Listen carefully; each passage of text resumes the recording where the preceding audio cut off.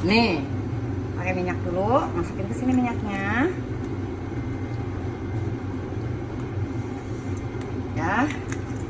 Terus kalau udah hangat, udah panas, masukin bawang bombay. Ya. Sampai harum.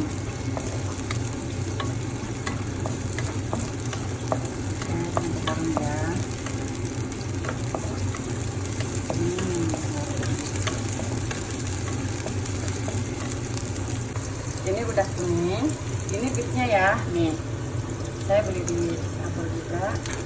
Ini udah dicuci, kalau udah dicuci saya taruh lagi ke sana ke kulkas ya. Jadi ini tinggal masukin.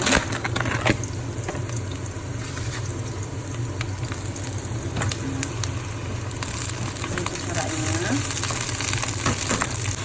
Nah, udah kayak gini, kita masukkan sausnya ini, saus Maximitsu.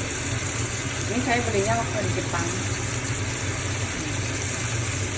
Enak.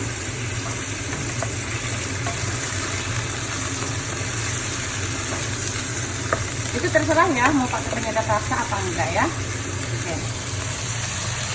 Ini.